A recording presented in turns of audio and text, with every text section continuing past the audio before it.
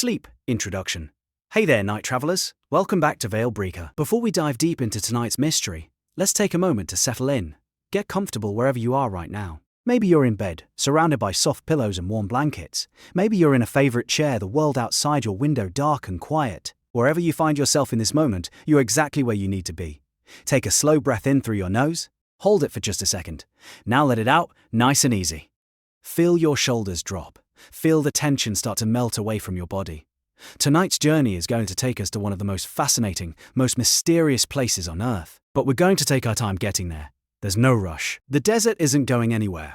The secrets have waited decades. They can wait a few more moments while you relax. Listen to my voice as it guides you through the darkness tonight.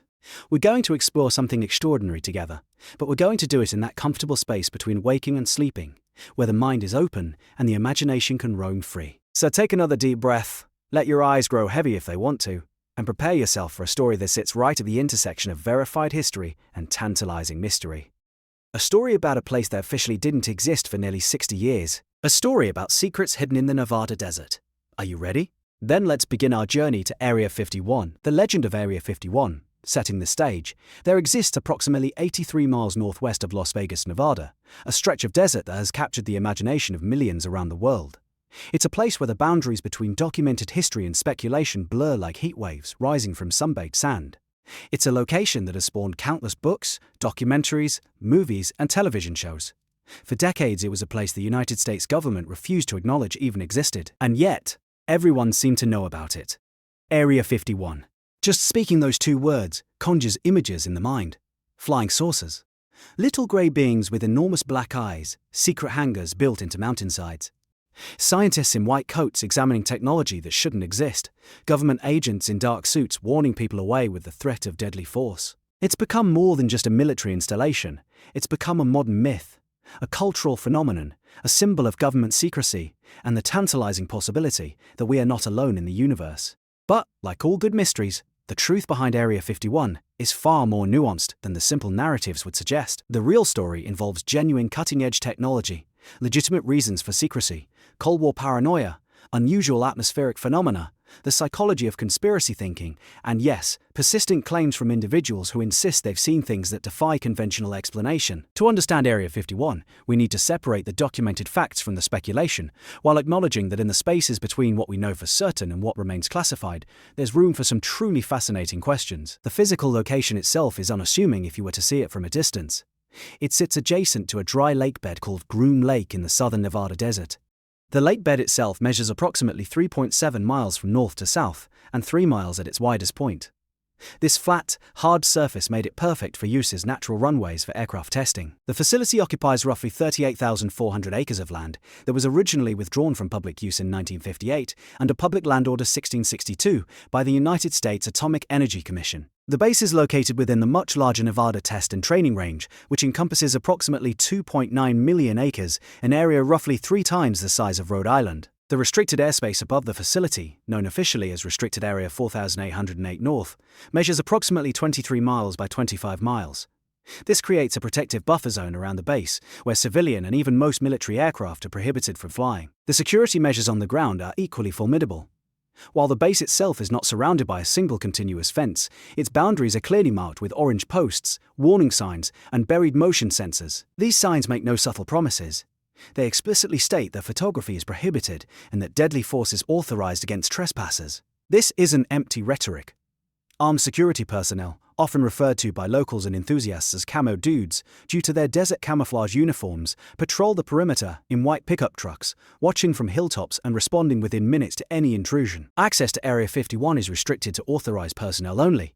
Most workers at the facility don't drive there. Instead, they're flown in daily on a fleet of unmarked aircraft, operated by what's colloquially known as Janet Airlines, a highly classified fleet operated by the United States Air Force. These planes, typically Boeing 737s painted white with a distinctive red stripe, make regular flights from a dedicated terminal at McCarran International Airport in Las Vegas to the base and back. The airline technically uses the call sign Janet, though the origin of this name remains unclear. Some speculate it stands for just another non-existent terminal, while others believe it's derived from the name of the wife of an early program director. What's certain is that these flights carry workers with the highest security clearances to one of America's most secretive locations every working day, The secrecy surrounding Area 51 isn't arbitrary paranoia.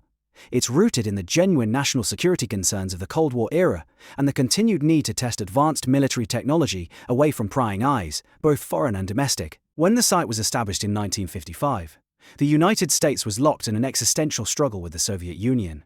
Both superpowers were racing to develop more advanced weapons, better intelligence-gathering capabilities, and superior military technology. In this context, keeping the development and testing of revolutionary aircraft secret wasn't just important, it was potentially a matter of national survival. But secrecy, especially prolonged and absolute secrecy, has a peculiar effect on the human psyche. When you tell people that something exists but they can't know anything about it, when you threaten them with prosecution or even death if they try to find out, when you steadfastly refuse to acknowledge the existence of something that people can clearly see with their own eyes, you create the perfect conditions for speculation, rumor, and eventually elaborate conspiracy theories. The very act of keeping secrets can make those secrets seem more dramatic and significant than they might actually be. And into this fertile ground of secrecy and speculation, individual stories began to emerge. Stories from people who claimed to have worked at the base. Stories from people who claimed to have seen things in the night sky above the Nevada desert that defied explanation. Stories that would transform Area 51 from a classified military installation into a global cultural phenomenon centered on one tantalizing possibility, that somewhere in those remote hangars and underground facilities, the United States government was studying technology that didn't originate on Earth. The most famous of these stories, the one that truly catapulted Area 51 to the public consciousness, came from a man named Bob Lazar. And whether his claims are true, partially true, or complete fabrication, there's no denying that his 1980 television interview fundamentally changed how millions of people think about this remote patch of Nevada desert.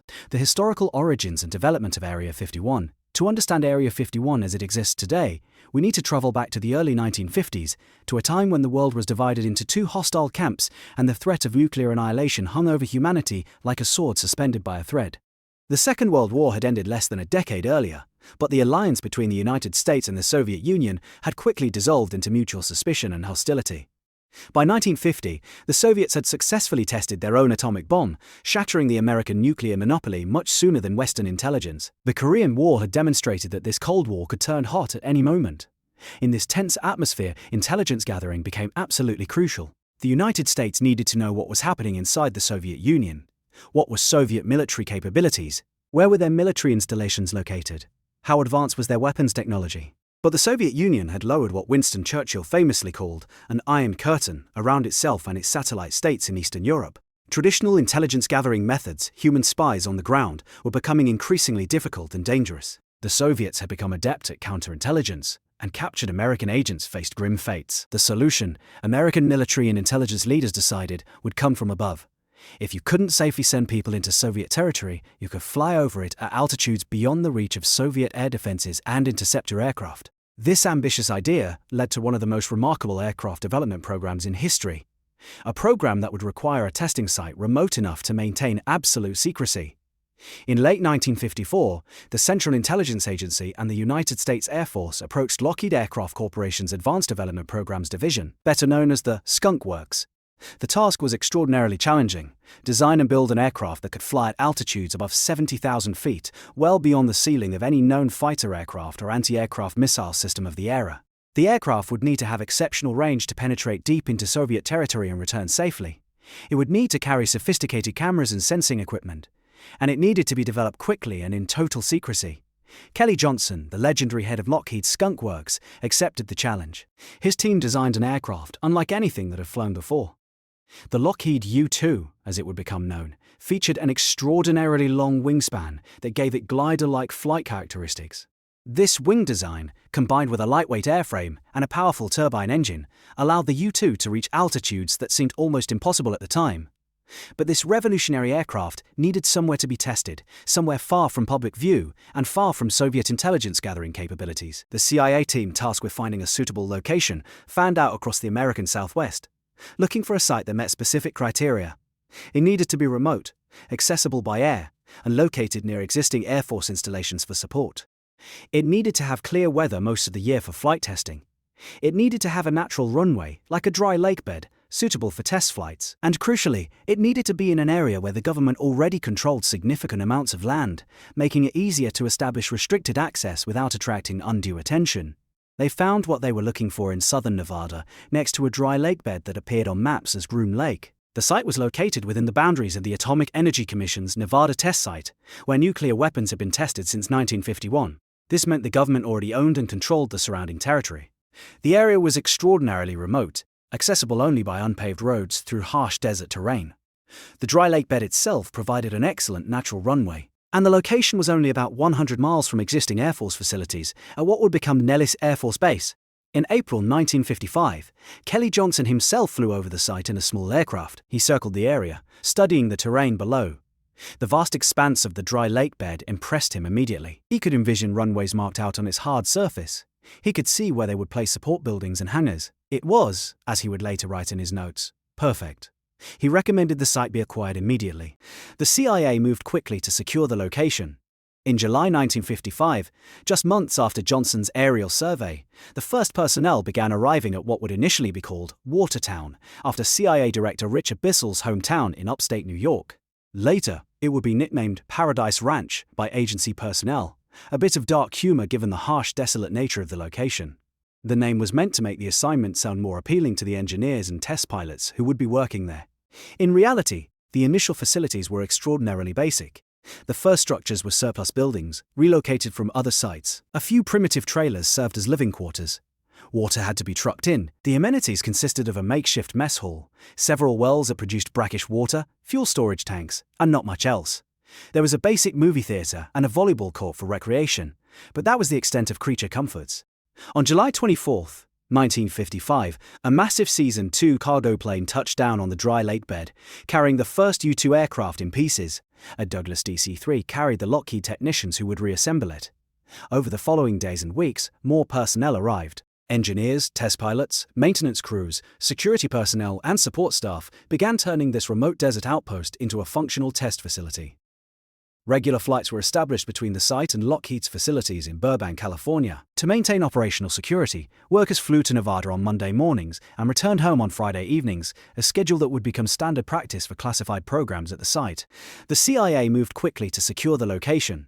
In July 1955, just months after Johnson's aerial survey, the first personnel began arriving at what would initially be called Watertown, after CIA Director Richard Bissell's hometown in upstate New York.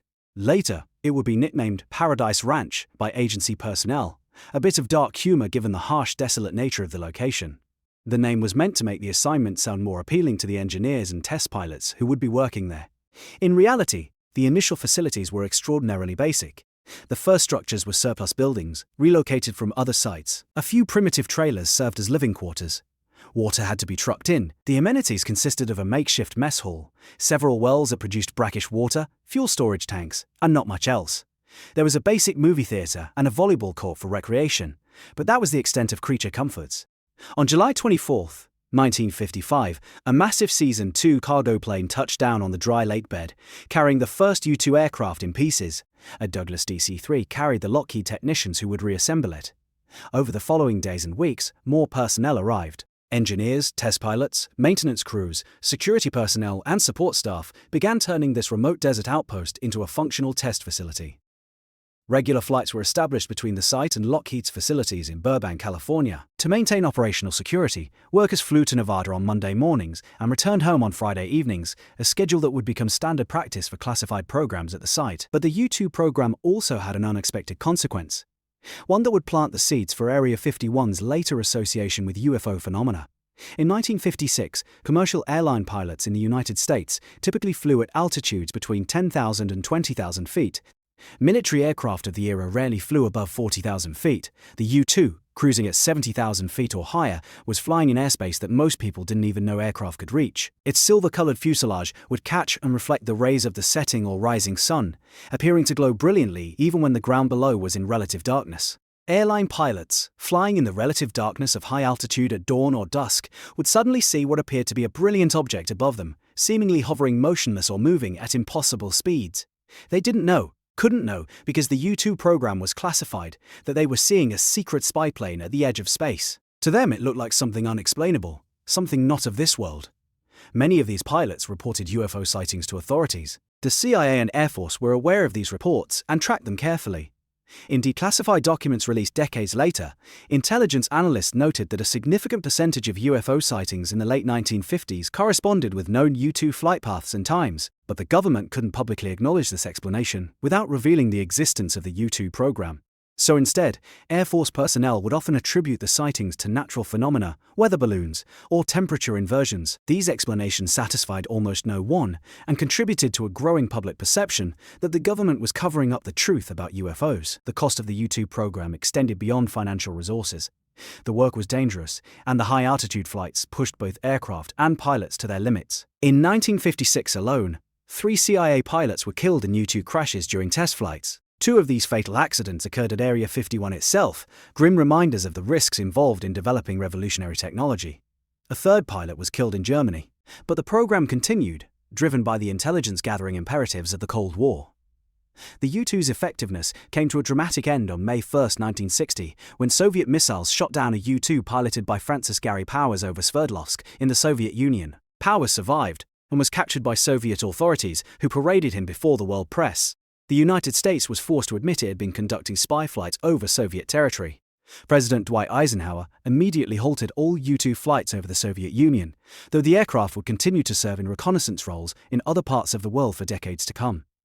Remarkably, the U-2 remains in active service today, still capable of high-altitude intelligence gathering. But even before the Powers incident, the United States intelligence community was already working on the U-2's successor, an aircraft that would be faster, fly higher, and be much harder to detect and intercept. This program, codenamed Project OXCART, would lead to some of the most remarkable aircraft ever built and would firmly establish Area 51 as the premier testing site for classified aviation programs. In August 1959, as the U-2 program was at its height, the CIA established Project OXCART at Groom Lake for what the agency described as anti-radar studies, aerodynamic structural tests, and engineering designs. The goal was to develop an aircraft that could not only fly at extreme altitudes, but could also travel at speeds above Mach 3, 3 times the speed of sound. Such an aircraft could overfly Soviet territory so quickly that even if it were detected, it would be virtually impossible to intercept. Lockheed Skunk Works once again took on the challenge. The result was the A-12, a single-seat reconnaissance aircraft that looked like something from science fiction. Built largely from titanium to withstand the extreme heat generated by friction at Mach 3 speeds, the A-12 featured a sleek, dart-like fuselage and a distinctive design unlike any aircraft that had flown before. The titanium construction presented enormous engineering challenges as the metal behaved unpredictably and required new manufacturing techniques. Even common tools and fasteners couldn't be used, as they would cause galvanic corrosion when in contact with titanium. To accommodate the A-12 program, Area 51 underwent major expansion in the early 1960s. The facility now needed to house more than 1,000 personnel. New hangars were constructed, specially designed to shelter the large A-12 aircraft. The main runway was extended to 8,500 feet to handle the higher landing speeds of the supersonic aircraft. Additional backup landing areas were prepared on the lakebed. More than 130 housing units were constructed for personnel. The base needed specialized fuel storage facilities for JP-7, the exotic high-temperature fuel required by the A-12's engines. It wasn't just a remote testing site anymore. It was becoming a substantial, permanent installation. The first A-12 arrived at Groom Lake on February 26, 1962, transported in pieces aboard a massive C-5 cargo aircraft. The aircraft was then carefully reassembled in a hangar. On April 26, 1962, test pilot Louis Scholk took the A-12 on its maiden flight from the Groom Lake runway. It was an extraordinary moment in aviation history, though one that remained classified for more than 2 decades. The A-12 program at Area 51 led directly to the development of the SR-71 Blackbird, a 2-seat variant that would become one of the most famous aircraft in aviation history. The SR-71, with its distinctive black radar-absorbing paint and unprecedented performance capabilities, could cruise at speeds exceeding Mach 3.2 and at altitudes above 85,000 feet. On July 28, 1976, an SR-71 set a speed record that still stands today, reaching 2,193 miles per hour, literally faster than a speeding rifle bullet. At 400 feet per second, the SR-71 could cross the entire continental United States in just over an hour. The security requirements at Area 51 during this period were extraordinary, even by military standards. All personnel working on OXCART and related programs required top-secret/sensitive compartmented information clearances. This meant extensive background investigations, regular polygraph examinations, and strict compartmentalization of information. Workers were often kept in the dark about what their colleagues in other parts of the base were doing. This compartmentalization, while necessary for security, also meant that unusual events or sightings at the base could take on outsized significance as workers had no context to understand what they might have seen. The closed airspace above Groom Lake presented another challenge. Even with 1,000 personnel at the base, and with regular flights of workers coming and going, and with test flights of revolutionary aircraft happening regularly, the Air Force pilots training at nearby Nellis Air Force Base weren't supposed to know what was going on. But of course, some of them saw the A-12 and SR-71 flights. They saw aircraft moving at speeds and altitudes that seemed impossible, and they talked. Quietly at first, then more openly, over time. Throughout the 1960s and into the 1970s, Area 51 continued to evolve and expand. New classified programs moved in as old ones wound down or moved to other locations. The base tested drone aircraft, including the Lockheed D-21, a ramjet-powered unmanned vehicle that looked like a smaller version of the SR-71. The D-21 program ended in tragedy when one of the drones collided with its M-21 carrier aircraft during a test launch. Though both crew members ejected, one drowned before he could be rescued. This accident led to the cancellation of the M-21 program, though the CIA later attempted to use D-21 drones launched from B-52 bombers. The secret aircraft programs U-2, 71 and beyond. By the 1970s, Area 51 had established itself as the premier location for testing the most advanced aircraft in the American arsenal. But even as the U-2 and SR-71 programs were winding down or transitioning to operational status, new programs were beginning that would push the boundaries of aviation technology in entirely different directions. The focus was shifting from high-altitude, high-speed reconnaissance to something that seemed almost impossible, making aircraft invisible to radar. The concept of stealth technology had been discussed in military and academic circles for years, but turning theory into practical application required revolutionary thinking about aircraft design. Traditional aircraft design prioritized aerodynamic efficiency, speed, and maneuverability. But radar-evading aircraft would need to prioritize minimizing their radar cross-section, even if that meant compromising other performance characteristics. The breakthrough came from an unexpected source. In 1975, Denis Overholser, a mathematician working at Lockheed, came across a technical paper written by Soviet physicist Pyotr Ufimtsev in 1962. Ufimtsev's paper described mathematical equations for predicting the reflection of electromagnetic waves off complex surfaces. The Soviet military had dismissed the research as having no practical value. Overholser realized that Ufimtsev's equations could be used to design aircraft surfaces that would scatter radar waves away from their source, rather than reflecting them back. Working with this theoretical foundation, Lockheed's Skunk Works team developed a radical aircraft design consisting of flat, angled surfaces that looked nothing like any aircraft that had flown before. Rather than smooth, curved surfaces, this experimental aircraft would be built from flat panels arranged at precise angles to deflect radar energy. The aircraft was designated HAV Blue, and it represented a complete reimagining of what an aircraft could look like. In late 1977, two HAV Blue experimental aircraft were disassembled, loaded into a massive C-5 cargo jet, and flown to Area 51.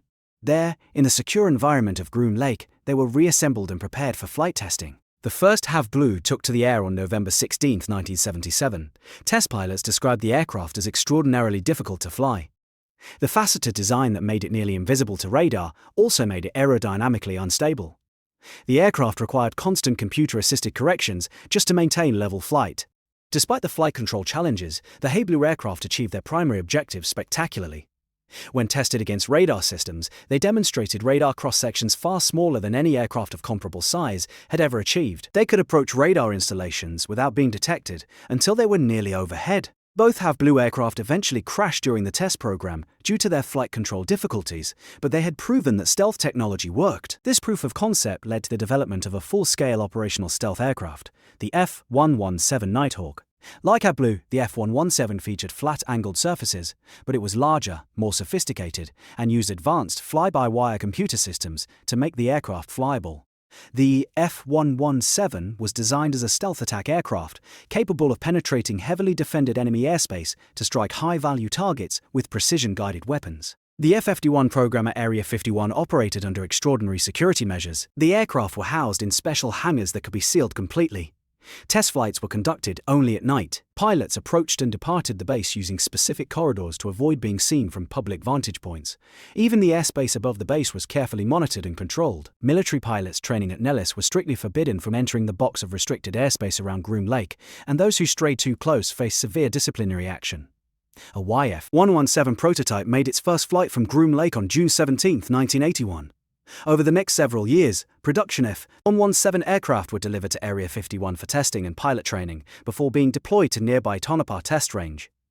The secrecy surrounding the program was so complete that the Pentagon didn't even acknowledge the existence of a stealth fighter until 1983. Even then, no photographs or details about the aircraft's appearance were released. It wasn't until November 1988, 7 years after the first flight, that the Air Force finally revealed what the F-117 looked like by releasing a single, deliberately fuzzy photograph. The secrecy was effective, but had consequences. Throughout the 1980s, people living in communities near Area 51, particularly the small town of Rachel, Nevada, reported seeing strange lights in the night sky. They saw aircraft that didn't look or sound like any plane they'd ever seen. They saw lights moving in ways that seemed to defy physics. What they were actually seeing were F-117s on test flights, their unusual shape and flight characteristics making them appear otherworldly in the darkness. Some observers also saw the glow from the experimental engines and exhaust systems being tested on various classified aircraft. These sightings, combined with the government's absolute refusal to acknowledge what was happening at Area 51, fueled speculation about the base's real purpose.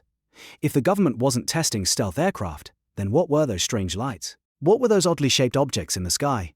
In the absence of official explanations, people filled the void with their own theories. And for some, the most exciting explanation was that the lights represented something extraterrestrial. The F-117 entered service in 1983 and flew operationally for 25 years before being officially retired in 2008, though some aircraft reportedly remained in flying condition for testing purposes. Its most famous mission came during the opening hours of Operation Desert Storm in January 1991, when F-117 struck high-value targets in Baghdad with unprecedented precision, demonstrating the effectiveness of stealth technology in actual combat. But the FFTC was not the only classified program operating at Area 51 during the 1980s and beyond. The base also hosted the Have Donut, Have Ferry, and Have Drill programs, secret undertakings that successfully reverse-engineered enemy aircraft. These programs had a different objective than developing new American aircraft. Instead, they focused on understanding the capabilities and weaknesses of Soviet-designed aircraft. The Have Donut program began in 1968, when the United States obtained a Soviet Mi-G, two of the most capable fighter aircraft in the Soviet arsenal at the time. An Iraqi pilot, Captain Muno Redfa, had defected to Israel in August 1966, flying his Mi-G, 2, onto an Israeli airbase after being ordered to attack Kurdish villages with napalm. Israel allowed the CIA to borrow the aircraft, and in late 1967, it was secretly transported to Area 51. At Groom Lake, American test pilots flew the Mi-G 2-1 extensively, learning its flight characteristics, capabilities, and crucially, its limitations. They practiced dogfighting tactics against the aircraft, discovering the best ways to defeat it in aerial combat. This information was invaluable because American pilots were encountering MiG-21s in the skies over Vietnam. The knowledge gained from the secret testing at Area 51 was passed to Navy pilots through the Top Gun program and to Air Force pilots through aggressor squadrons. The result was a dramatic improvement in American air-to-air combat effectiveness. The program expanded over time to include other Soviet aircraft types. By 1970, the Have Drill program included captured Mi-G W-17 fighters. American pilots discovered that the Mi-G 17, though an older design, was in some ways more dangerous in a dogfight than the more modern Mi-G Dole 2-1. The Mi-G 17 was more maneuverable at lower speeds, and in the hands of a skilled pilot, it could defeat more advanced American fighters if those fighters tried to engage in turning fights. This knowledge led to changes in American fighter tactics and training. The airspace above Area 51 during this period was known to some pilots as Red Square, a tongue-in-cheek reference to the famous plaza in Moscow. The name acknowledged what everyone knew but few could openly discuss: that Soviet aircraft were being secretly tested in American skies. The pilots flying these aircraft wore no identification and carried no documents that would connect them to the program. If questioned, they had cover stories prepared. The existence of these foreign evaluation programs remained classified for decades. Throughout the 1980s, 1990s, and into the 21st century, Area 51 has continued to serve as a testing ground for classified aircraft programs. Satellite imagery and photographs taken from nearby mountains have revealed new construction at the base, including massive hangars large enough to house aircraft considerably larger than the F-117. Aviation enthusiasts and researchers have documented expansions to the runway systems, new antenna arrays, and mysterious structures whose purposes remain unclear. Speculation about current programs at Area 51 includes testing of unmanned aerial vehicles, drones, advanced sensor systems, directed energy weapons, electronic warfare technologies, and possibly hypersonic aircraft capable of flying at speeds above Mach 5. Some aviation experts believe Area 51 may be involved in testing the RQ-180, a reportedly large stealth reconnaissance drone whose existence has never been officially confirmed. Others speculate about a possible successor to the SR-71, an aircraft capable of striking targets anywhere in the world within hours. In 2020, a civilian pilot named Gabriel Zifman obtained permission to fly over Area 51 in a Cessna 150, taking remarkable photographs of the base that were subsequently published. These images revealed a massive new hangar under construction at the North Ramp, a structure large enough to house multiple aircraft. Aviation analysts noted that the size and configuration of this hangar suggested it might be designed for a fleet of large unmanned combat aircraft, possibly designed to operate together in coordinated swarms. What's certain is that Area 51 remains an active operational facility where testing of advanced technologies continues.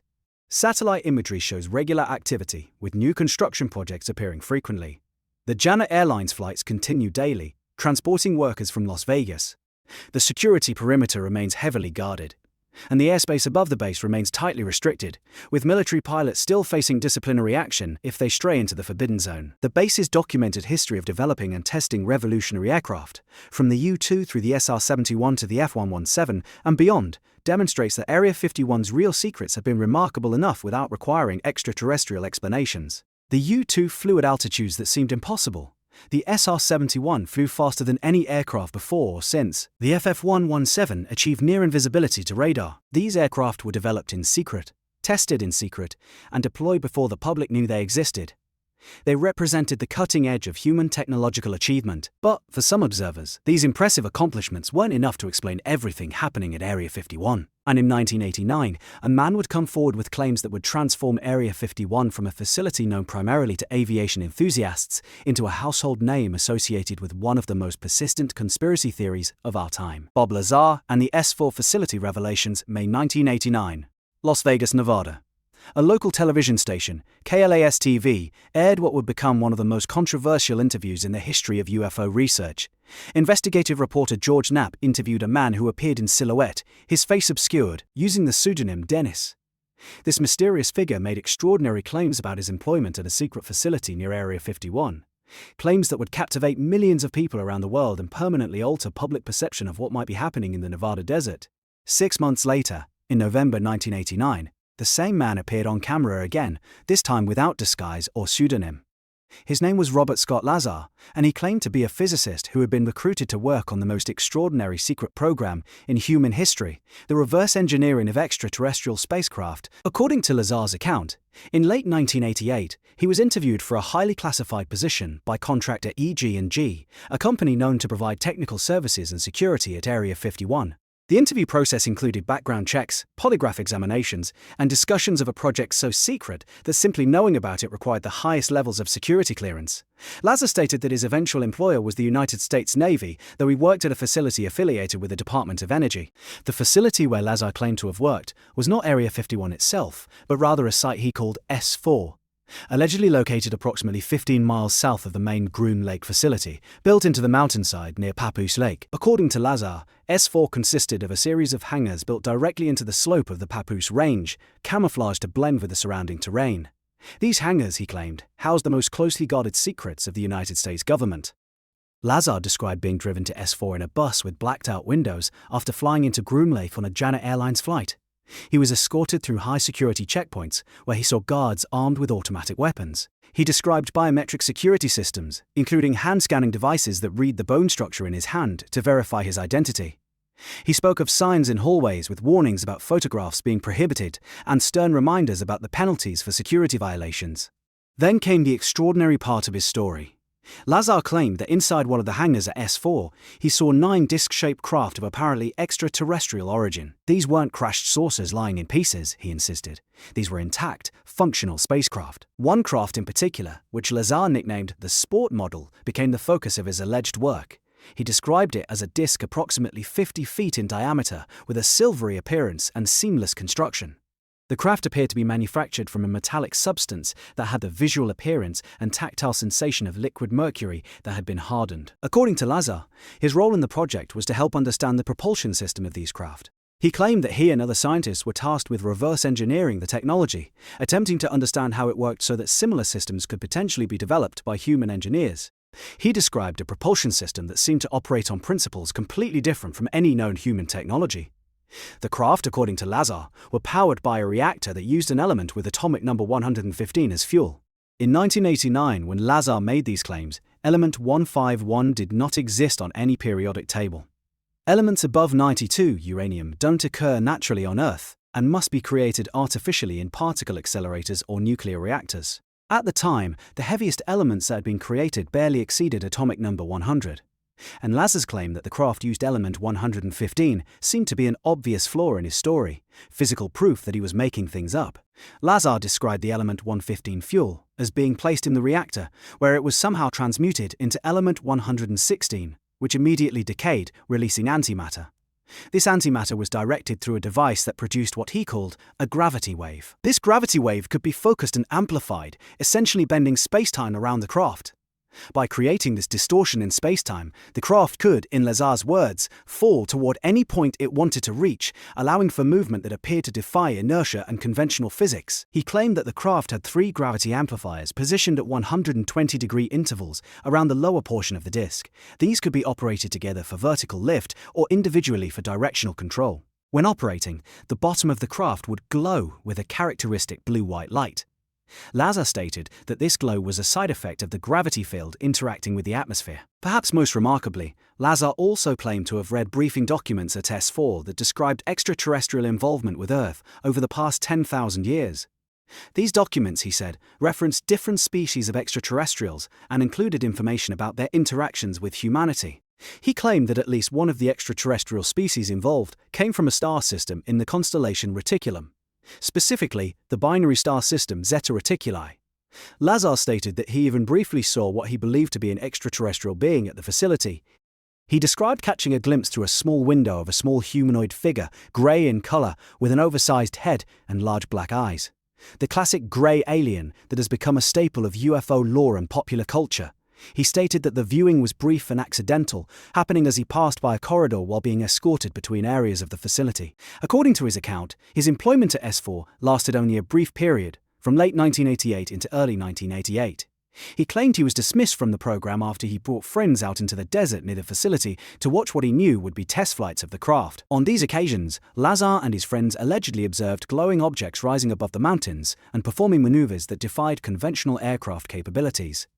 This proved to be a serious security breach.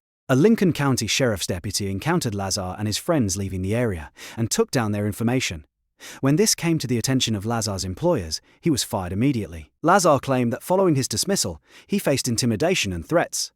He said his phone was tapped, his movements were monitored, and there were attempts to discredit him and make him appear unreliable. He also claimed that records of his education and employment were erased or altered to make it seem like he had never held the positions he claimed. George Knapp's interviews with Lazar caused an immediate sensation. The story spread rapidly through UFO research communities. Documentaries were made, books were written.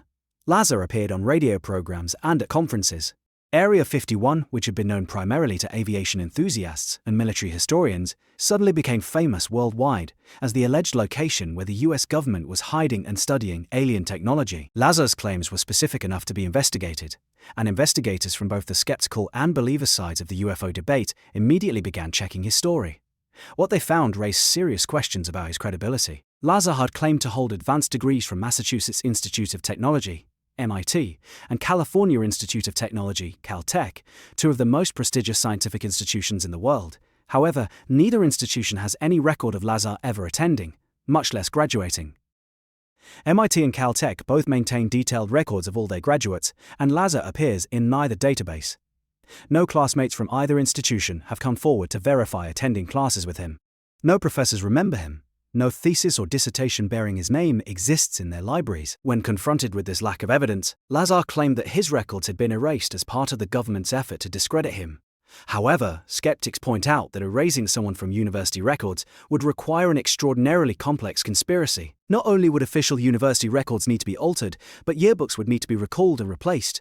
Hundreds of fellow students and professors would need to have their memories of Lazar erased or their cooperation secured, and numerous other physical traces of his attendance would need to be eliminated. This seems to many observers far more complex than simply accepting that Lazar never attended these institutions. Investigation into Lazar's employment history proved equally troublesome for his credibility. He had claimed to have worked as a physicist at Los Alamos National Laboratory in New Mexico before his alleged employment at S4. A 1982 newspaper article from Los Alamos did mention Lazar in conjunction with a jet-powered car he had built, referring to him as a physicist at the Los Alamos Maison Physics facility. This seemed to corroborate at least part of his story. However, further investigation revealed a more mundane reality. Lazar had indeed worked at Los Alamos, but not as a physicist, and not directly for the laboratory. He had been employed as a technician for a contractor company, performing relatively basic technical work.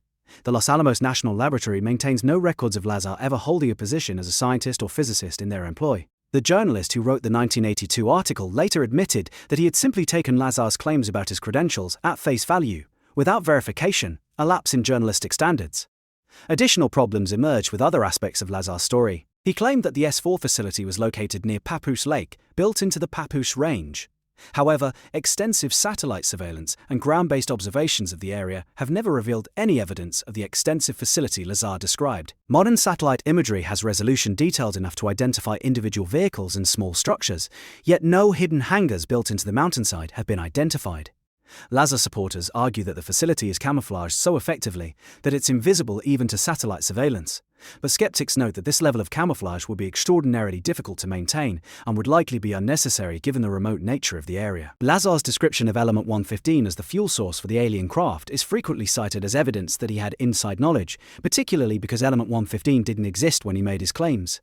However, the reality is more complex. In 2003, about 14 years after Lazar's interview, Russian scientists succeeded in synthesizing element 115 by bombarding atoms of americium-243 with calcium-4 ions in a particle accelerator.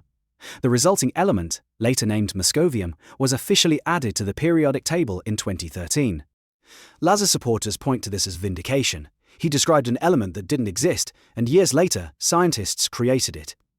However, physicists note several crucial problems with this argument. First, the existence of element 115 wasn't exactly a radical prediction. The periodic table is organized in such a way that scientists could predict that elements beyond those currently known should theoretically exist, even if they hadn't been created yet. The possibility of element 1511 existing would have been known to anyone with a reasonable understanding of nuclear physics and the periodic table. More significantly, the element 151 that was actually created bears no resemblance to Lazar's description. Moscovium is highly unstable, with the most stable known isotope having a half-life of less than a second.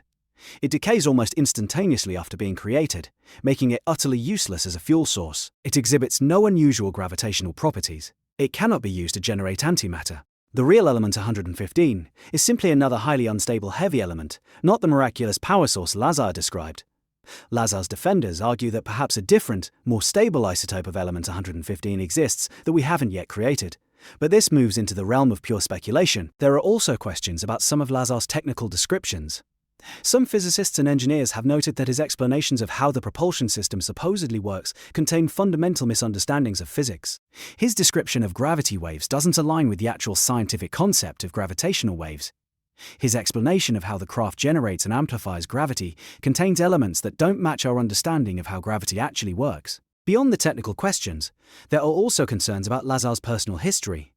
In 1990, he was arrested and convicted for his involvement in a prostitution ring, a conviction he doesn't deny. In 2006, he and his wife were charged with violating the Federal Hazardous Substances Act for shipping restricted chemicals across state lines through his business, United Nuclear Scientific Equipment and Supplies.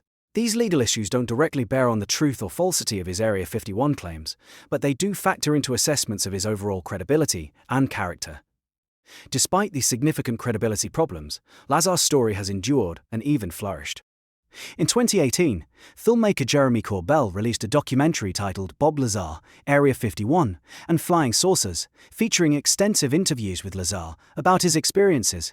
The documentary was widely viewed on Netflix, introducing Lazar's claims to a new generation of viewers. Later that year, Lazar appeared on the Joe Rogan Experience, one of the world's most popular podcasts, where he discussed his story for hours, reaching millions of additional listeners. In these more recent appearances, Lazar maintains his original story with few modifications. He continues to insist that he worked at S4, that he saw and worked on alien spacecraft, and that the government possesses technology far beyond what is publicly known. He also continues to insist that his credentials were real and were erased as part of an effort to discredit him.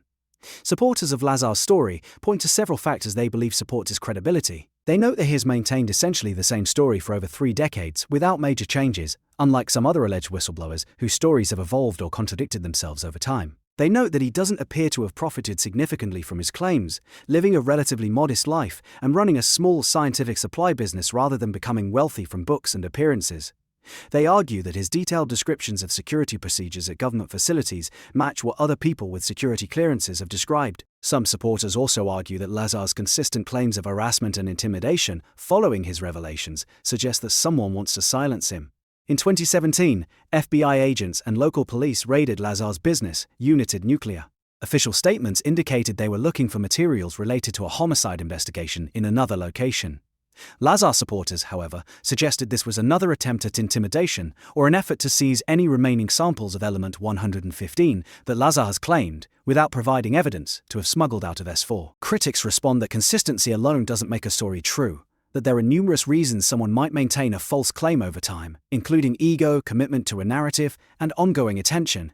They note that while Lazar may not have become wealthy, he has gained a level of fame and notoriety that some individuals find rewarding in its own right. They point out that detailed descriptions of security procedures could be obtained from people who actually worked at classified facilities, or could be imagined based on logical expectations of what such security would entail. What remains curious about the Lazar case is that, despite extensive investigation by both believers and skeptics, no definitive proof has emerged in either direction. There's no smoking gun that proves Lazar is telling the truth, no recovered alien technology, no corroborating witnesses who confirm working with him at S4, no physical evidence of the facility he described. But neither is there ironclad proof that every aspect of his story is false. The absence of records proving his education could be explained by him never attending those schools, or, conceivably, by an extraordinarily comprehensive effort to erase those records. The lack of satellite evidence of S4 could mean the facility doesn't exist, or that it's camouflaged beyond current detection capabilities. The non-match between his description of element 151 and the real element could mean he was wrong, or that he was describing a different isotope or a different element altogether. What's indisputable is the enormous impact Lazar's claims have had on public perception of Area 51. Before 1981, Area 51 was known primarily to aviation enthusiasts, military historians, and people living in the surrounding areas. After Lazar's interviews with George Knapp, Area 51 became a household name, synonymous with alien technology and government cover-ups. The facility went from being a classified aerospace testing site to being, in the public imagination, the place where the truth about extraterrestrial life was being hidden. The Lazar affair also had concrete effects on Area 51 operations. The increased public attention, the growth of tourism to nearby areas, and the proliferation of people trying to spot unusual aircraft or penetrate the security perimeter forced the government to take additional security measures. In 1995, the federal government expanded the exclusionary area around the base, seizing 3,972 acres of land that had previously been administered by the Bureau of Land Management. This land included Freedom Ridge and Whitesides Peak, two mountains that had offered the best public vantage points for observing activities at the base. The seizure was controversial and seen by many as directly related to the increased public interest sparked by Lazar's revelations. Whether Bob Lazar is a truthful whistleblower, a sincere believer in a false narrative, or a deliberate fabricator remains one of the most debated questions in UFO research. His story continues to captivate people because it contains elements that are both fantastical and oddly specific, because it taps into deep-seated beliefs about government secrecy and the possibility of extraterrestrial life, and because it has never been definitively proven or disproven to everyone's satisfaction. The UFO connection and Roswell ties. To understand why Bob Lazar's claims about Area 51 resonated so powerfully with so many people, we need to look back to an event that occurred 8 years before Area 51 was established, an event that has become the cornerstone of UFO belief in America. The Roswell incident of 1947. The story began in early July 1947, during what has been called a flying saucer craze sweeping the United States. Just a couple of weeks earlier, private pilot Kenneth Arnold had been flying near Mount Rainier in Washington state when he observed 9 crescent-shaped objects flying in formation at extraordinary speeds. Arnold estimated their speed at approximately 1,900 kilometers per hour, seemingly impossible for any aircraft of that era. When describing their movement to reporters, Arnold said they flew like a saucer would if you skipped it over water. A newspaper headline transformed this description into flying saucers, and the term entered the popular lexicon. In the weeks following Arnold's sighting, hundreds of people across the United States reported seeing similar objects in the sky. The reports varied wildly in their details, but the common thread was objects that didn't behave like conventional aircraft. Some were disc-shaped, others cigar-shaped, some moved at incredible speeds, others hovered motionlessly. The summer of 1947 saw more than 300 alleged flying saucer sightings reported across the country. It was against this backdrop of flying saucer fever that rancher W. Mac Brazel made a discovery on his property near Roswell, New Mexico. In mid-June 1947, Brazel found debris scattered across one of his fields. The debris consisted of various materials: rubber strips, tinfoil, tough paper-like material, and sticks. Brazel initially didn't think much of the debris and left it where it lay for several weeks, but after hearing about the flying saucer reports, Brazel became curious about his find. On July 6, 1947, he drove into the small town of Corona and reported his discovery to the local sheriff, George Wilcox.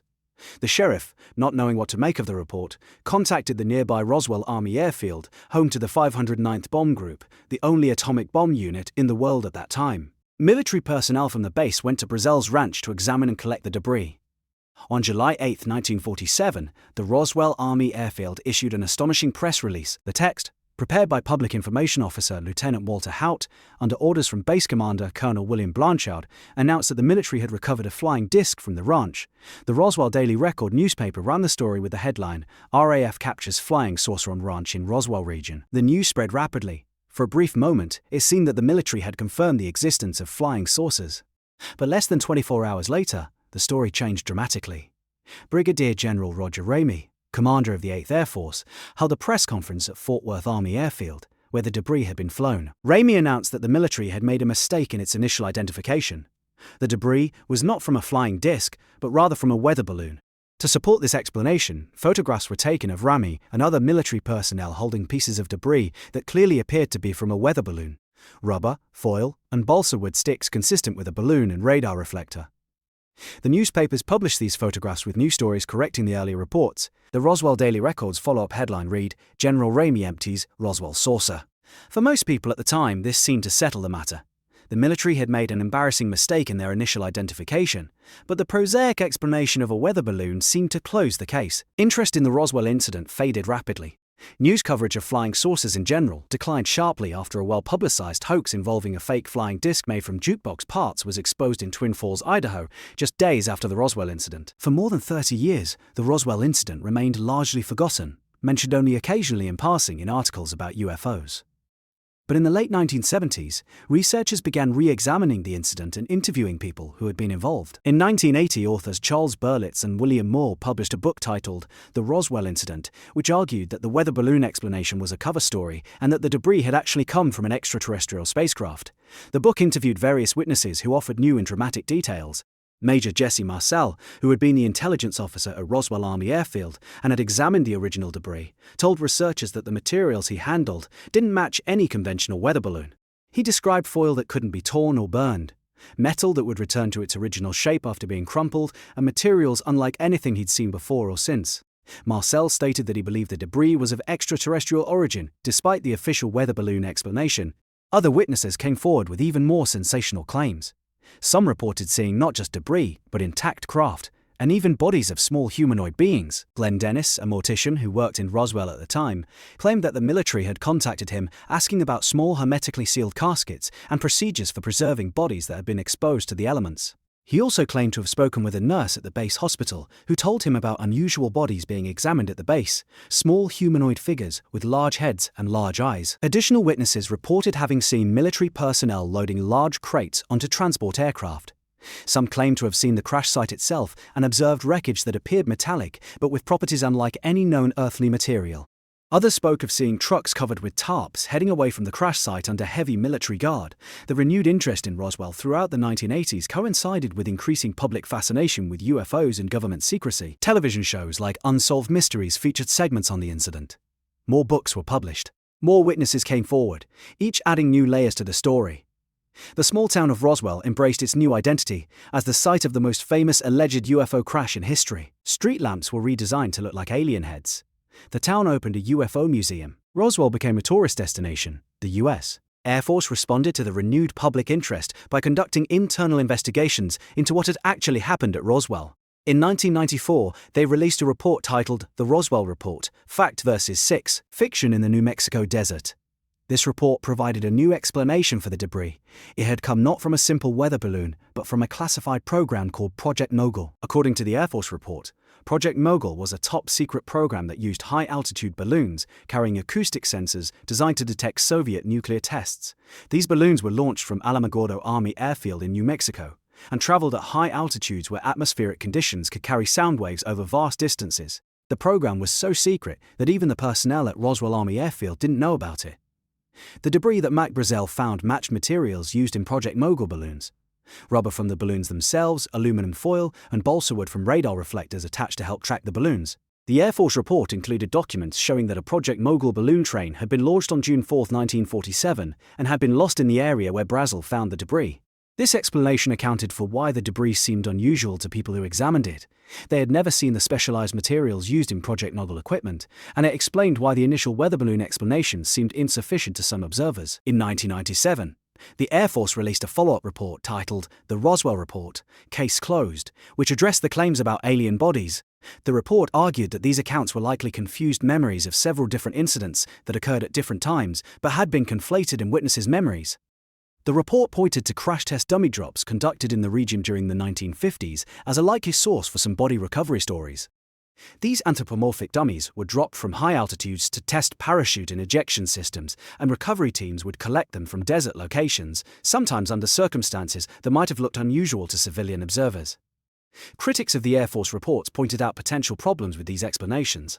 They noted that some of the witnesses who described seeing bodies were clear about the timeframe being 1947, not the 1950s when the dummy tests occurred.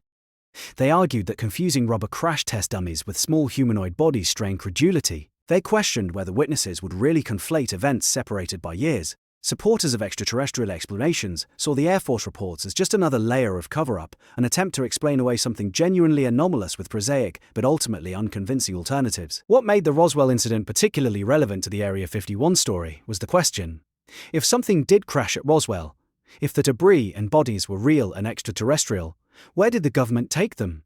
The initial crash site was in New Mexico, far from Nevada. But if the government had recovered alien technology and wanted to study it in absolute secrecy, where would be the most logical place to take it? To believers, the answer was obvious: Area 51. By the time Bob Lazar made his claims in 1989, many people already believed that the government possessed alien technology from Roswell. Lazar's story provided the missing link. He claimed to have actually seen and worked on that technology at S4, a facility associated with Area 51.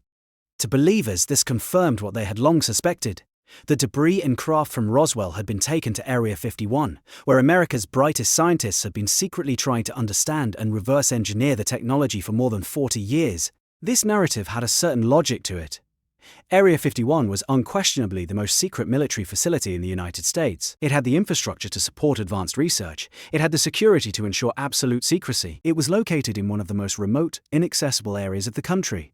If you wanted to hide and study alien technology, Area 51 would be the perfect place to do it. The connection between Roswell and Area 51 became firmly established in popular culture and UFO research.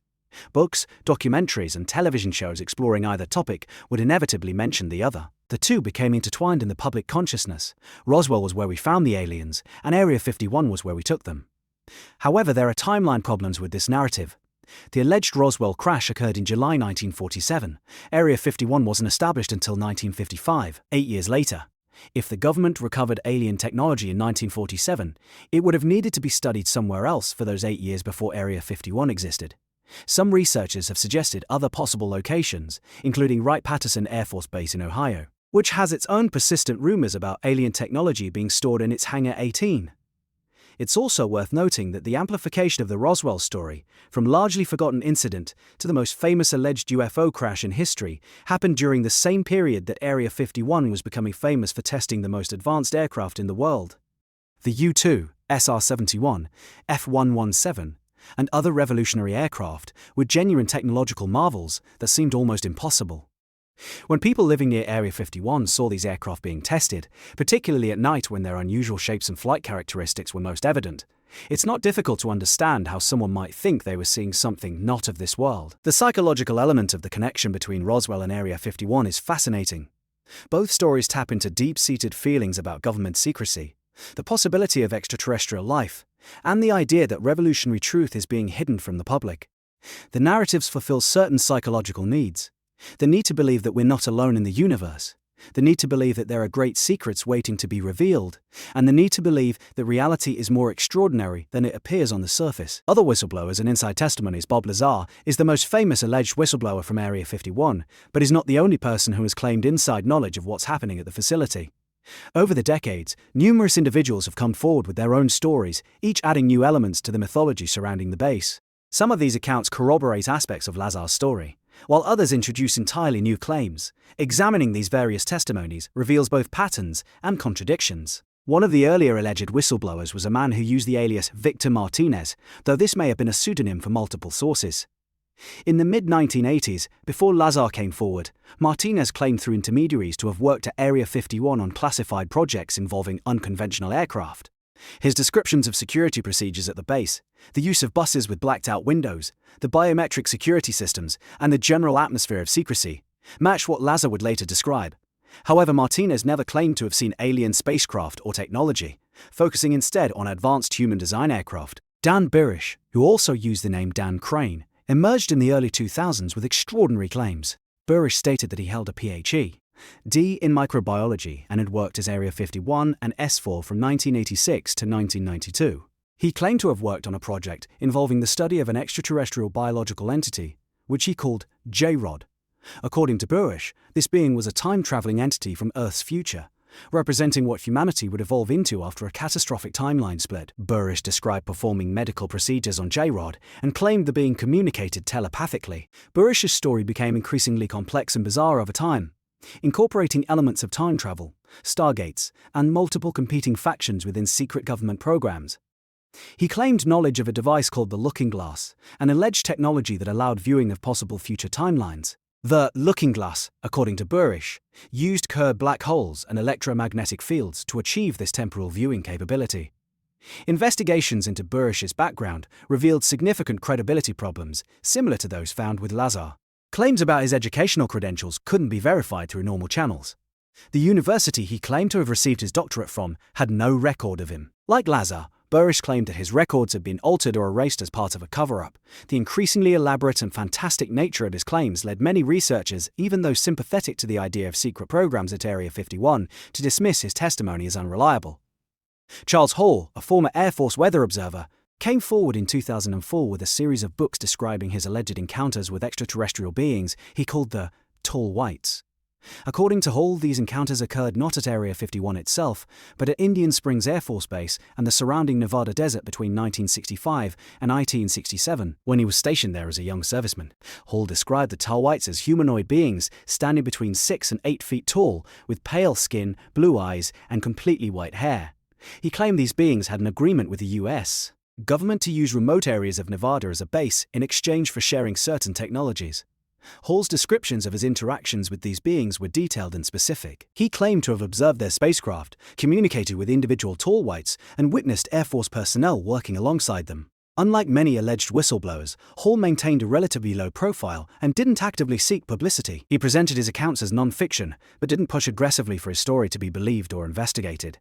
His demeanor in interviews was calm and matter-of-fact, neither defensive about skepticism nor evangelical about convincing doubters. Some researchers have noted that Hall's background as a meteorologist was verifiable, unlike the educational credentials claimed by Lazar and Birish. However, his specific claims about the Tall Whites remain entirely unverified and rely solely on his testimony. David Adair emerged as another figure claiming inside knowledge of advanced technology at Area 51.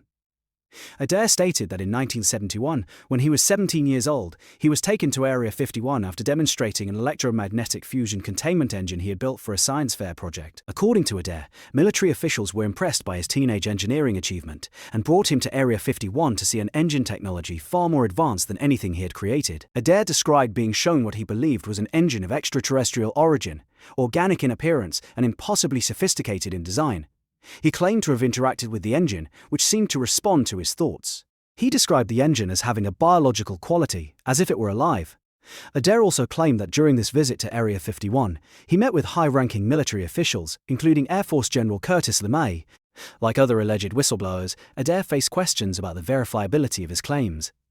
While his early interest in rocketry as a teenager could be documented to some extent, the specific claims about being taken to Area 51 and shown alien technology rested entirely on his testimony. Critics noted that his story borrowed elements from other UFO narratives, and questioned why the military would show such highly classified technology to a 17-year-old civilian, regardless of his demonstrated abilities. Robert Bob Dean is another figure who has spoken extensively about alleged government knowledge of extraterrestrial life, though his claims don't specifically focus on Area 51. Dean stated that during his military service as a Master Sergeant at the Supreme Headquarters Allied Powers Europe, SHAPE, during the 1960s, he had access to a classified NATO document titled An Assessment, which supposedly detailed extraterrestrial visits to Earth and the government's awareness of alien civilizations. Dean claimed that this document, with a classification level he described as cosmic top secret, contained information about multiple species of extraterrestrials visiting Earth, their purposes, and the government's conclusions about the threat they did or didn't represent. While Dean's military service and some of his assignments could be verified, the existence of an assessment document has never been confirmed, and Dean was unable to provide any physical evidence of its existence. The testimony of Edgar Mitchell, the sixth person to walk on the moon as part of the Apollo 14 mission, added a unique dimension to discussions of government secrecy regarding extraterrestrial life. Mitchell, who held a doctorate in aeronautics and astronautics from MIT and was unquestionably qualified to speak on matters of science and technology, stated in later years that he believed the government had information about extraterrestrial life that wasn't being shared with the public. Mitchell never claimed to have personally seen alien technology or beings. Instead, he stated that through his contacts in military and intelligence circles, he had heard from people he considered credible that such technology existed and was being studied at locations including Area 51. Mitchell was careful in his statements, making clear that he was reporting what he had been told by others. His credibility as an astronaut and scientist gave weight to these statements, though they still represented second-hand testimony rather than direct evidence. Paul Hellyer, who served as Canada's Minister of Defence from 1963 to 1967, has also spoken publicly about his belief in extraterrestrial visitation and government knowledge of this phenomenon. Hellyer stated that he believed various species of extraterrestrials have been visiting Earth and that some governments, particularly the United States, have recovered crashed craft and have been attempting to reverse engineer the technology. Like Mitchell, Hellyer never claimed direct personal knowledge, but rather stated his beliefs based on testimony from individuals he considered credible. The presence of credible individuals like Mitchell and Hellyer in discussions about government secrecy and extraterrestrial life is significant because it demonstrates that belief in such possibilities isn't limited to fringe conspiracy theorists. These were accomplished individuals with impressive credentials, who nonetheless believed that something extraordinary was being kept secret. However, even their testimony ultimately rests on unverified claims from unnamed sources rather than physical evidence or official documentation. A common thread running through many whistleblower testimonies is the claim that evidence of their work or credentials has been erased or altered. This is a difficult claim to evaluate because it's essentially unfalsifiable. If evidence of employment doesn't exist, believers can argue this proves a cover-up, while skeptics can argue it proves the employment never happened. Without access to government records, and without knowing what was in those records before any alleged alteration, it's impossible to determine which interpretation is correct. Another pattern in whistleblower testimonies is the tendency for stories to become more elaborate over time. Initial claims may be relatively modest, perhaps describing work on advanced but human-created technology. Later versions of the same story might incorporate extraterrestrial elements, time travel, interdimensional beings, or vast conspiracies spanning multiple levels of shadow government. This pattern has been observed with several alleged whistleblowers, leading skeptics to question whether these increasingly fantastic elements represent recovered memories, or whether they represent embellishment, whether intentional or unintentional. The psychological motivations for making false claims about working at classified facilities are complex and varied. Some individuals may genuinely believe their own stories, having constructed elaborate false memories through a combination of wishful thinking, exposure to UFO narratives, and possible psychological conditions. Others may intentionally fabricate stories for attention, a sense of importance, or financial gain through books and appearance fees. Some may have actually worked at classified facilities but in mundane roles, and have embellished or fabricated more exciting stories about what they saw or did.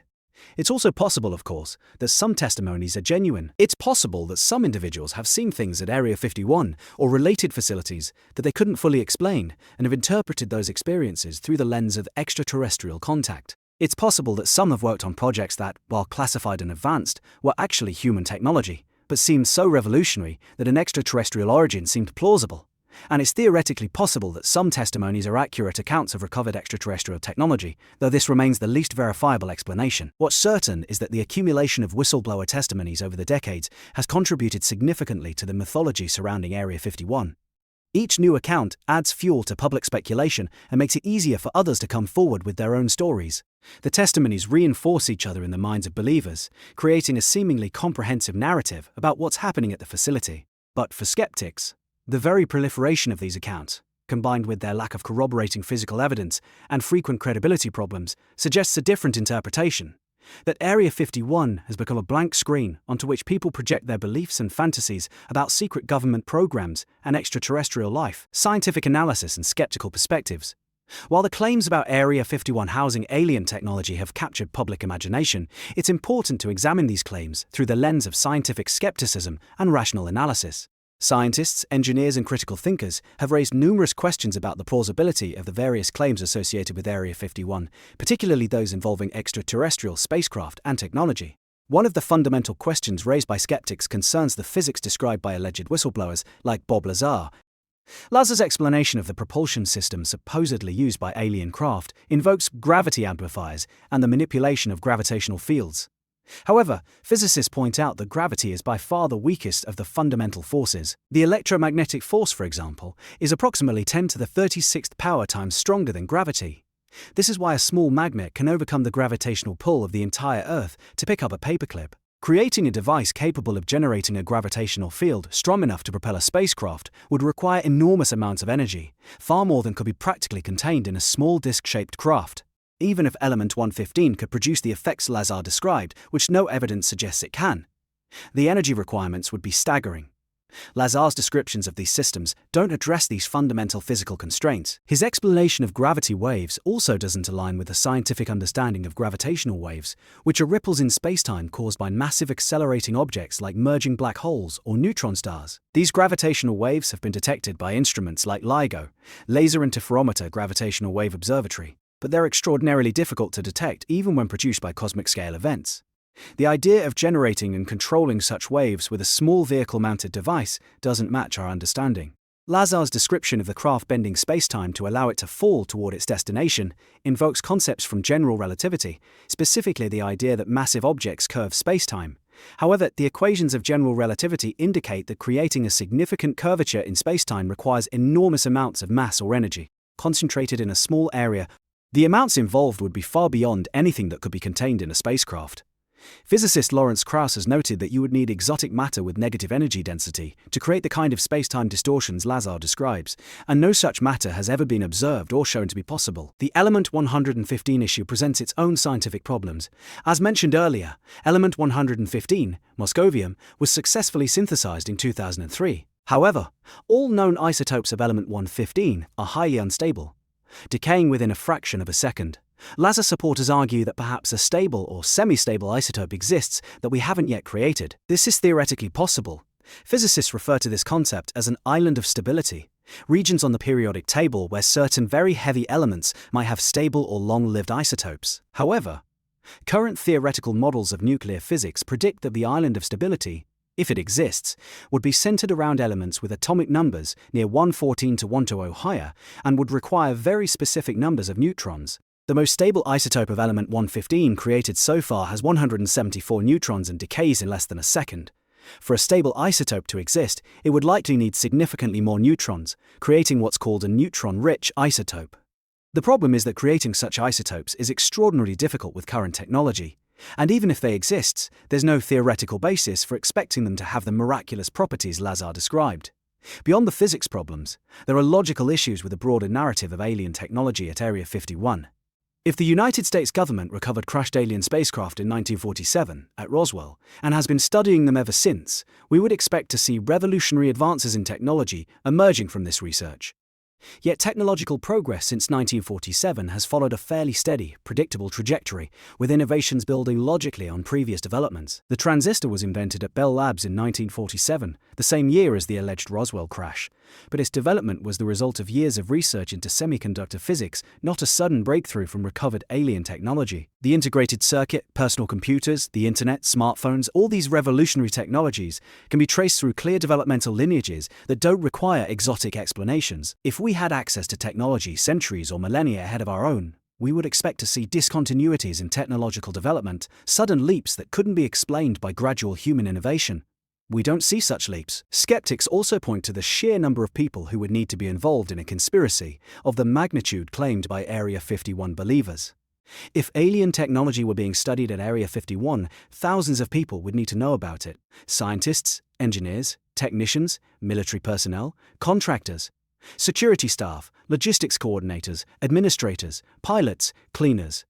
Cooks, they would have families, friends, associates. The idea that all these people could keep such an extraordinary secret for more than 70 years stretches credulity.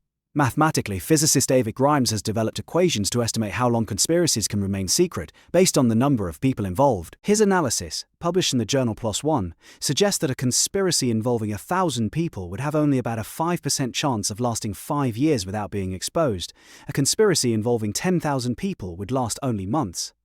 Yet the alleged alien technology conspiracy at Area 51 would involve thousands of people and would need to have remained secret for decades.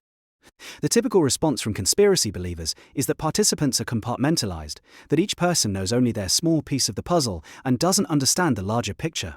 However, this explanation doesn't fully address the problem. Even with compartmentalization, someone at the top would need to know the full picture, and that person would need to coordinate between the various compartments.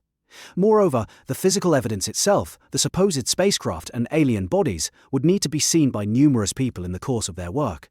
There's also the question of why the government would keep such technology secret if it actually possessed it. The national security justification makes sense for advanced weapons or surveillance technology, as revealing capabilities to adversaries is counterproductive, but alien technology would be in a different category entirely. Proof of extraterrestrial life and technology would be the most important discovery in human history. The scientific, philosophical, and theological implications would be profound. If the government possessed such proof, what would be the long-term benefit of keeping it secret? Eventually, if humanity is indeed being visited by extraterrestrial civilizations, more evidence would accumulate and the secret would become impossible to maintain. The scientific and technological benefits of openly studying such technology would be enormous.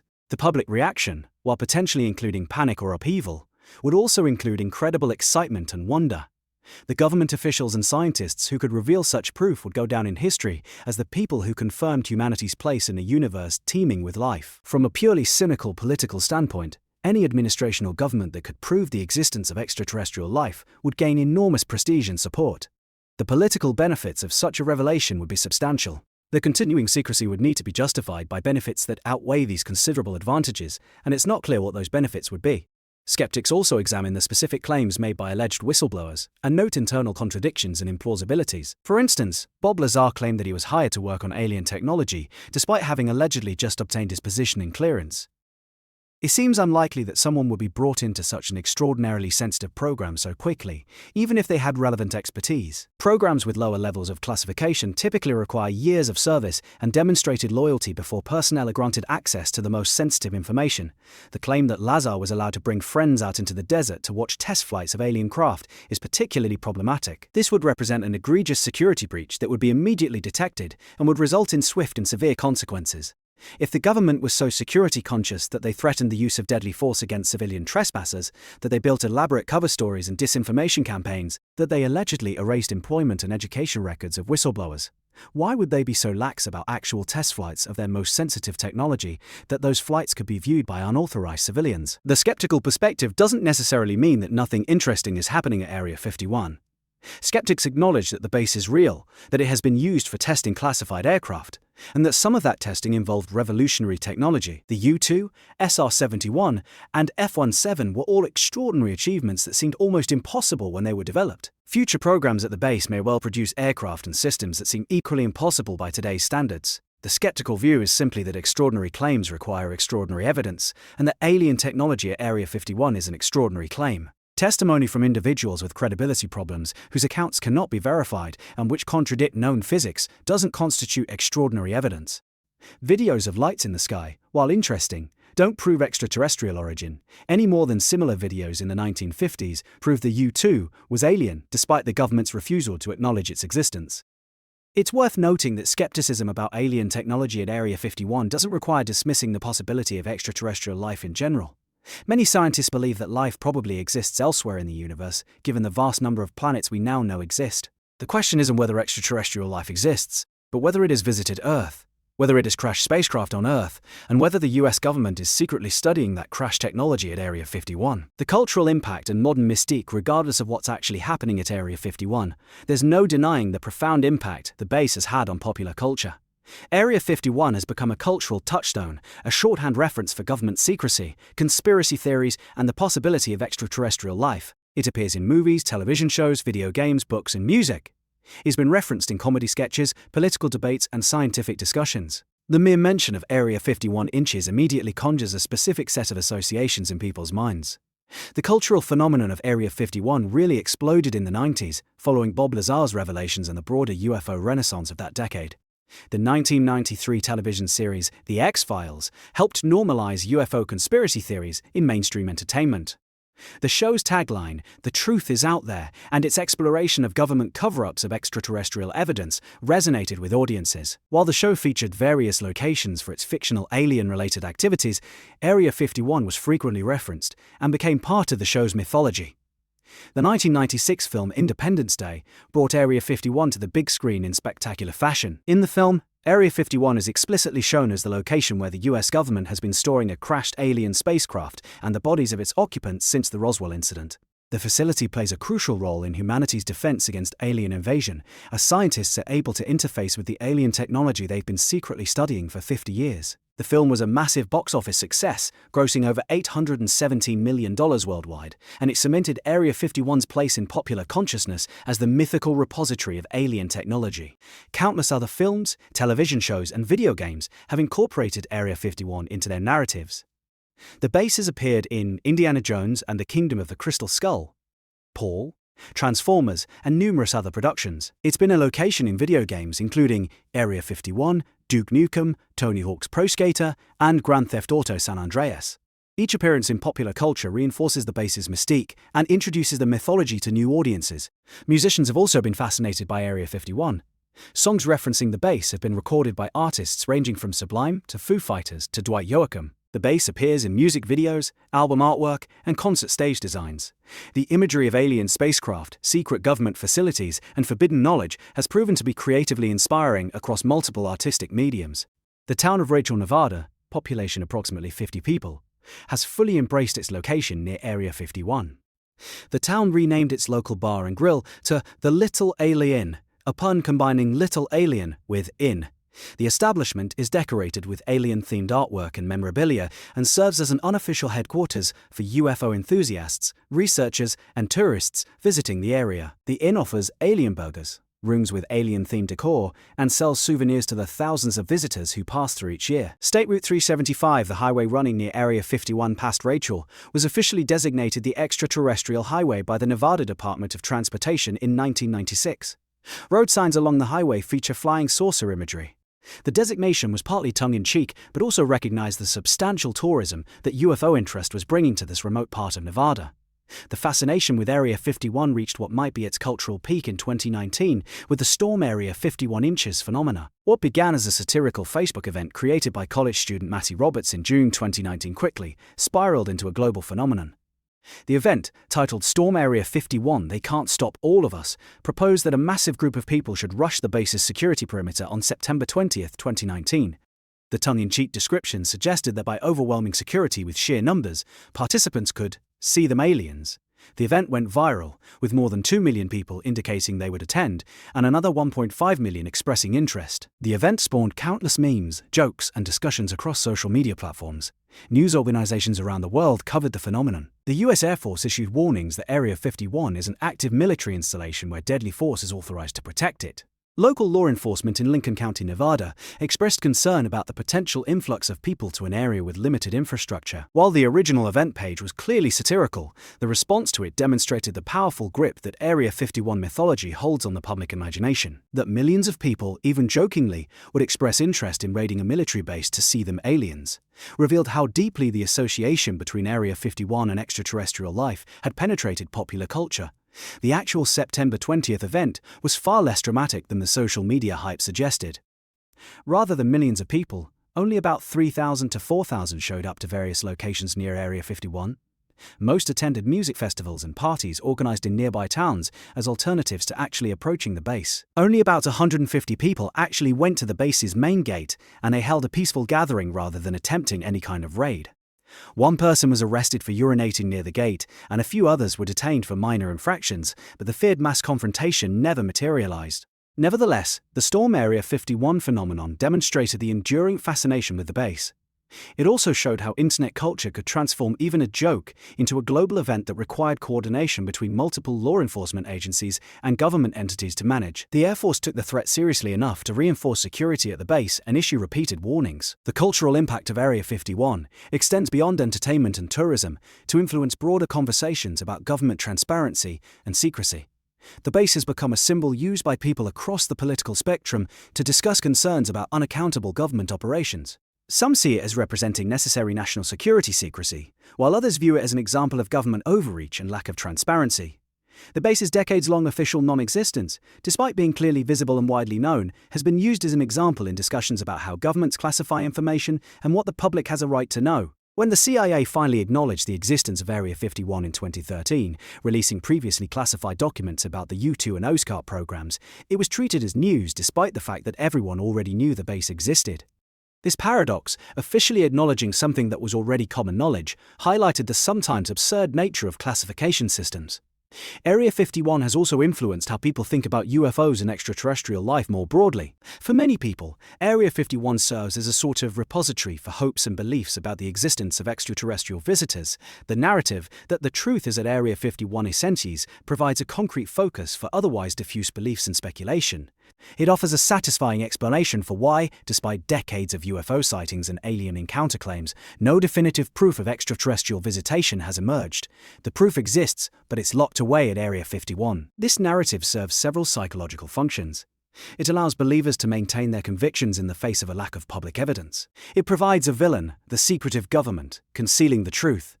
It suggests that validation of beliefs is possible and may come in the future when secrets are finally revealed. And it creates a sense of being part of a select group of people who understand a truth that others deny or remain ignorant of. The Area 51 phenomenon has also influenced how later claims of government secrecy about unusual phenomena are received. When naval aviators reported encountering unidentified aerial phenomena in 2004 and 2017, incidents that were later confirmed by the Pentagon and shown to congressional committees, many people immediately connected these reports to Area 51 narratives.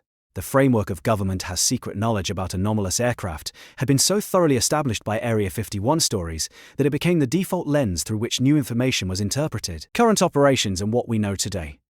So what's actually happening at Area 51 right now, in 2025? While the base remains classified and many of its activities are secret, some information can be pieced together through satellite imagery, aviation tracking, official statements, and analysis of defense budgeting and procurements. Satellite imagery from commercial providers like Planet Labs and Maxar Technologies provides regular updates on construction and activity at the base. These images reveal that Area 51 remains an active, evolving facility. In recent years, significant construction projects have been observed, including the massive new hangar at the North Ramp that was photographed in 2020. New roads, expanded security perimeters, and what appear to be new antenna arrays and sensor installations. The Janet Airlines flights continue to operate daily, suggesting that the base maintains a substantial workforce. Flight tracking enthusiasts who monitor these flights report regular patterns consistent with shift changes at the facility. The number of flights and the size of aircraft used suggest that several hundred to potentially over 1,000 personnel work at the base on any given day. Aviation experts and defense analysts who study classified programs believe that Area 51 continues to serve several key functions in 25/8. First, it remains a testing site for experimental aircraft, particularly unmanned systems. The era of pilot-optional and fully autonomous aircraft is upon us, and these systems require extensive testing in secure environments. The massive new hangars at Area 51 are large enough to accommodate next-generation drones and potentially even autonomous bomber-sized aircraft. Second, Area 51 likely continues to host Red Team operations, where captured or obtained foreign military technology is evaluated. Just as the base tested Soviet MiGs during the Cold War, it may now be evaluating Chinese and Russian aircraft and systems obtained through various means. Understanding adversary capabilities remains as important as ever, and Area 51's infrastructure and security make it ideal for such evaluations. Third, the base probably plays a role in testing advanced sensor systems, electronic warfare technologies, and other systems that don't necessarily involve novel aircraft but do require secure testing environments. Modern military technology increasingly involves sophisticated software, communication systems, and sensor integration. Testing these systems away from potential foreign surveillance is crucial. Fourth, Area 51 may be involved in testing technologies related to hypersonic flight. Multiple nations are developing missiles and aircraft capable of flying at speeds above Mach 5, and the United States has invested heavily in hypersonic research. While much of this research occurs at other facilities, Area 51's infrastructure and airspace would be suitable for certain types of hypersonic testing. What's probably not happening at Area 51, at least according to mainstream analysis, is anything involving extraterrestrial technology. The lack of any physical evidence, the credibility problems with whistleblower testimonies, the physics issues with claimed propulsion systems, and the absence of any technological breakthroughs that would suggest reverse-engineered alien technology all point to a more prosaic reality. Area 51 is a classified military testing facility where advanced human technology is developed and evaluated. The US government's increasing acknowledgement of unidentified aerial phenomena, UAP, the modern term for UFOs, has added a new dimension to discussions about Area 51. In 2021, the Office of the Director of National Intelligence released a preliminary assessment on UAP that examined 144 incidents reported by military aviators between 2004 and 2021. The report concluded that most of these incidents likely had prosaic explanations, but that some represented genuine anomalies worthy of further study. This official acknowledgement that military personnel have encountered aerial phenomena they couldn't explain led some to hope that further revelations about Area 51 might be forthcoming. However, the report made no mention of Area 51, no mention of recovered craft, and no suggestion of extraterrestrial technology. Instead, it focused on the need for better data collection and analysis of aerial phenomena that could pose flight safety or national security concerns. In 2022, Congress established the All-Domain Anomaly Resolution Office, ARROW, to investigate UAP reports. The office has been briefing congressional committees and has published some findings. Again, while confirming that some aerial phenomena remain unexplained and warrant further investigation, AARO has not suggested that any of these phenomena are extraterrestrial or that the government possesses alien technology. For those hoping for revelations about extraterrestrial secrets at Area 51, these official acknowledgements of UAP have been simultaneously encouraging and disappointing. Encouraging because the government is finally taking reports of anomalous phenomena seriously and investigating them openly. Disappointing because these investigations haven't led to the kind of dramatic revelations that Area 51 mythology would suggest exist. The reality, as best as outside observers can determine, is that Area 51 in 2025 remains what it has always been: a classified military testing facility where the United States develops and evaluates advanced aerospace technologies. The aircraft and systems tested there represent the cutting edge of human engineering, and innovated aerospace is prepared. They may be revolutionary, they may seem almost magical in their capabilities, but they are products of human ingenuity, not extraterrestrial gifts. The base will almost certainly continue to inspire speculation, conspiracy theories, and cultural fascination. As long as it remains classified, as long as the government refuses to fully disclose what happens there, people will fill that void with their own narratives and beliefs. The basic human curiosity about secrets combined with the enduring fascination with the possibility of extraterrestrial life ensures that Area 51 will retain its mystique. In some ways, the reality of Area 51 is just as fascinating as the mythology. The genuine achievements of the engineers, test pilots and scientists who have worked there over the decades represent extraordinary human accomplishment. The U-2 flew at altitudes that seemed impossible and revolutionized intelligence gathering. The SR-71 pushed the boundaries of speed and altitude in ways that still inspire awe today, decades after its retirement. The FP-117 achieved near invisibility to radar, fundamentally changing aerial warfare. Whatever is being tested at Area 51 today likely represents similar innovations. The question isn't whether Area 51 is a place where revolutionary technology is developed. It clearly is. The question is whether that technology is human or extraterrestrial in origin. Based on available evidence and rational analysis, the most likely answer is that it's human. Extraordinary human achievement, but human nonetheless. Conclusion. We've traveled a long road tonight, from the comfortable darkness of your room to the harsh sun-baked expanses of the Nevada desert. We've explored the documented history of a facility that officially didn't exist for nearly 60 years. We've examined the revolutionary aircraft that were genuinely developed and tested there, craft that pushed the boundaries of what seemed possible. We've delved into the claims of whistleblowers who insist they've seen technology that shouldn't exist, machines from other worlds, being secretly studied by our government. The truth about Area 51, as far as we can determine it, is complicated. The base is real. The secrecy is real. The revolutionary aircraft tested there over the decades were absolutely real and were genuinely remarkable achievements. The government lied about the existence of the facility for decades, and those lies were documented and acknowledged when the CIA finally released previously classified documents. But the evidence for extraterrestrial technology at Area 51 remains elusive. Despite decades of claims, despite numerous alleged whistleblowers, despite millions of people believing that alien spacecraft are being studied in the Nevada desert, no physical evidence has emerged. No spacecraft fragments with properties that can't be explained by earthly materials. No technology that demonstrates principles inconsistent with known physics. No unambiguous proof that would settle the question once and for all. This absence of evidence doesn't necessarily mean evidence of absence. It's possible that the government has been extraordinarily effective at maintaining secrecy about the most important discovery in human history. It's possible that the technology exists, but is kept so deeply classified that even our most sophisticated investigative efforts haven't uncovered it. Anything is possible, but possibility is not the same as probability. And when we weigh the evidence, when we consider the credibility issues with whistleblower testimony, when we examine the physics problems with the claims, when we look at the patterns of technological development over the past 75 years, the most probable explanation is that Area 51 is exactly what it appears to be, a classified military testing facility where advanced human technology is developed, not a repository for alien secrets.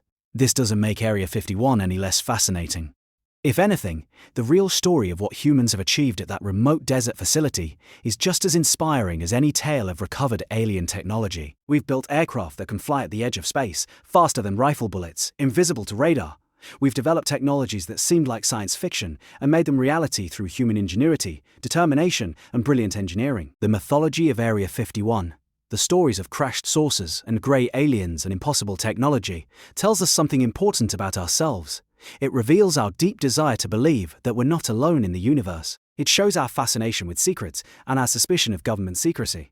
It demonstrates our capacity for wonder and our hunger for mysteries that might transform our understanding of reality. Perhaps the most important truth about Area 51 is this: humanity doesn't need alien technology to achieve the extraordinary. We've demonstrated, time and time again, that we're capable of remarkable things on our own. The scientists and engineers who developed the U-2, the SR-71, the FFT-117, and whatever is being tested at Area 51 today, didn't need blueprints from another civilization. They had human curiosity, human creativity, human determination, and that was enough to achieve the seemingly impossible. So as you drift off to sleep tonight, as your breathing slows and your mind begins to wander, remember this: the universe is vast beyond imagining, and the possibility of other civilizations existing somewhere among those billions upon billions of stars is very real. We may not be alone. Somewhere out there, on worlds we've never seen, orbiting stars we can barely observe, life may have evolved, and civilizations may have risen. Perhaps someday we'll make contact with them. Perhaps someday we'll learn that we've been visited all along. But whether that day comes tomorrow, or never comes at all, humanity has already achieved wonders. We've split the atom and walked on the moon. We've built machines that can think and aircraft that can disappear. We've mapped our genome and photographed the edge of black holes. We've done all of this through human intelligence and human effort. And somewhere in the Nevada desert, at a facility that was once a closely guarded secret but is now known to the world, that work continues. People are pushing boundaries, testing technologies, and maybe, just maybe, developing the craft that will one day take us to those distant stars where we might finally meet whatever other civilizations exist in this vast cosmos. The mystery of Area 51 persists because some mysteries are too compelling to fully solve, because the questions they raise about government secrecy, about the possibility of extraterrestrial life, about the nature of truth and evidence and belief, are more interesting than any single answer could be. The base will continue to capture imaginations, inspire stories, and spark debates about what might be hidden in those desert hangars. But tonight, none of that really matters. Tonight, you can rest peacefully, knowing that whether Area 51 houses alien technology or just extraordinary human achievement, the universe remains filled with wonder and mystery. Close your eyes now. Let the journey we've taken fade into comfortable memory. Tomorrow, you can think about what it all means. But right now, just rest, just breathe, just sleep. If you enjoyed exploring this mystery with me tonight, if you found value in this deep dive into one of the world's most fascinating locations, do me a favor. Hit that like button below to let me know you appreciated the journey. Subscribe to Veilbreaker if you haven't already, so you don't miss future explorations into the unexplained, the unknown, and the fascinating edges of what we think we know about our world. And turn on notifications so you'll be alerted whenever I release new content. Share this video with someone you think would enjoy contemplating these mysteries.